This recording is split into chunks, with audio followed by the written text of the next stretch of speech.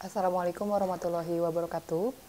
Selamat pagi, selamat datang dan selamat bergabung kepada siswa-siswi baru SMK Taruna Bangsa Ciamis dalam kegiatan masa pengenalan lingkungan sekolah tahun ajaran 2021-2022. Perkenalkan, nama saya Indah Purbasari. Saya mengampu mata pelajaran Pendidikan Pancasila dan Kewarganegaraan. Pada kesempatan kali ini, saya akan menyampaikan materi mengenai sadar hukum dan pendidikan anti korupsi.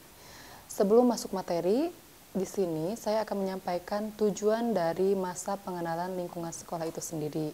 Adapun tujuan masa pengenalan lingkungan sekolah ini adalah untuk membantu siswa beradaptasi terhadap kondisi lingkungan sekolah yang baru.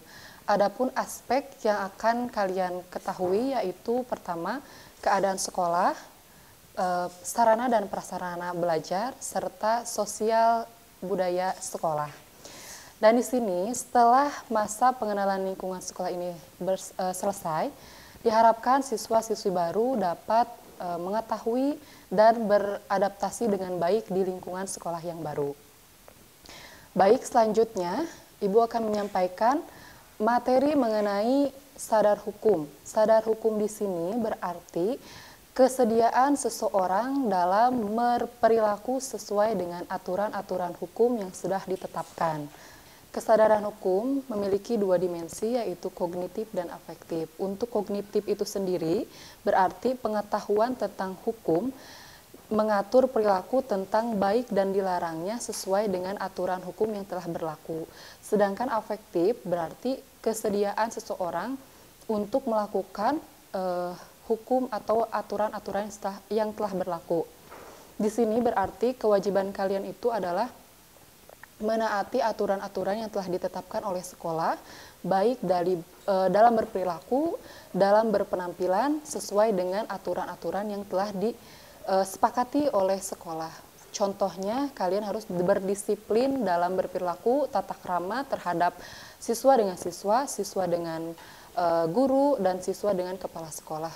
Di sini ketika kalian tidak mengikuti aturan yang telah berlaku di sekolah, maka pasti kalian akan mendapatkan sanksi sebagai hukuman atau peringatan terhadap perilaku kalian yang menyimpang dari hukum itu sendiri.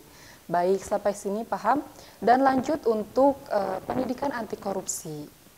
Pendidikan anti korupsi dalam lembaga pendidikan ini merupakan basis pendidikan karakter generasi muda Indonesia untuk jangka panjang.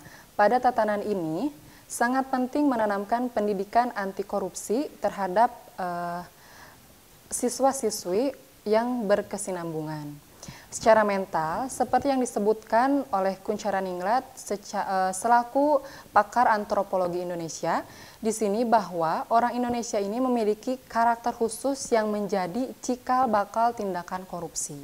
Di antara sikap tersebut adalah menganggap remeh atau menganggap rendah kualitas, menyukai budaya instan, serta tidak percaya diri dan tidak disiplin dan sering mengabaikan tanggung jawab. Itu adalah cikal bakal dari perilaku yang dapat menimbulkan korupsi.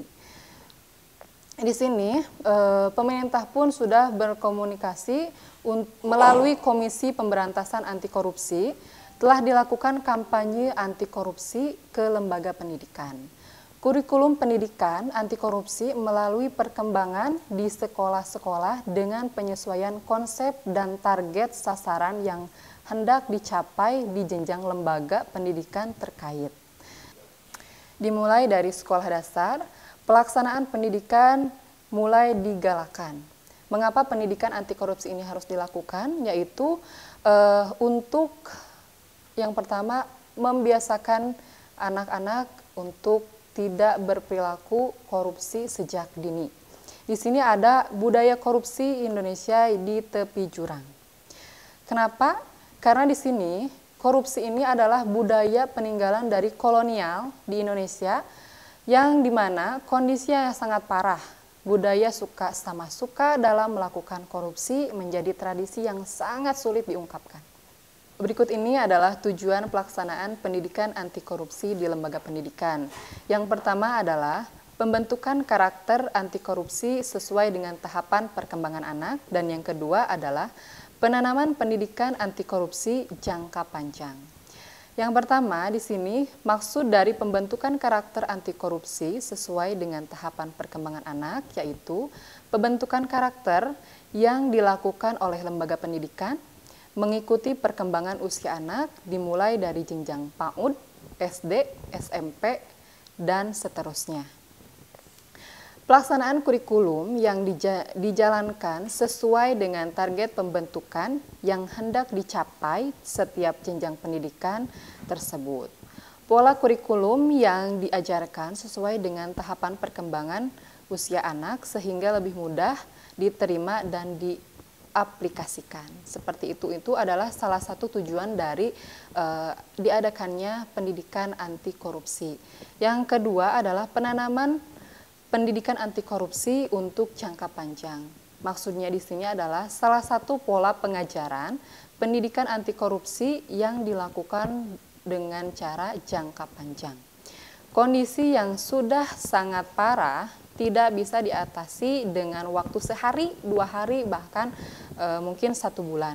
Di sini membutuhkan beberapa waktu yang sangat panjang atau sangat lama untuk dilakukan pendidikan karakter terhadap peserta didik mengenai pendidikan anti korupsi.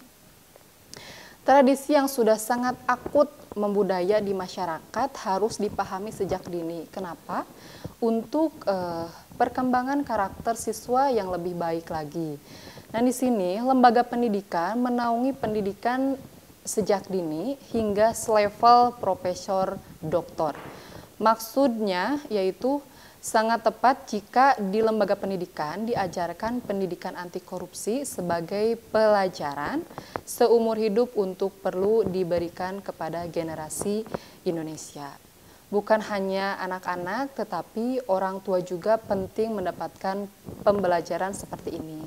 Karena sudah kita ketahui bahwa korupsi ini merupakan peninggalan dari kolonial yang pernah menjajah negara kita.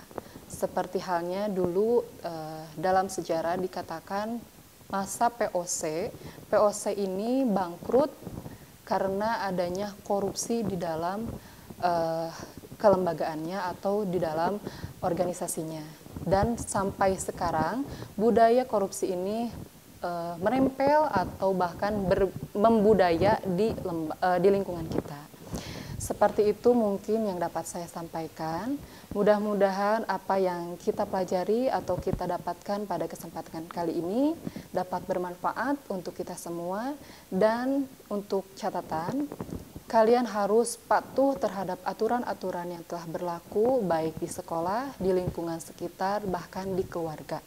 Serta menjunjung tinggi perilaku anti korupsi, karena korupsi itu tidak baik untuk kita dan merupakan suatu hal yang mana tindakan tersebut merupakan tindakan penyimpangan yang bukan hak kita dilakukan oleh kita.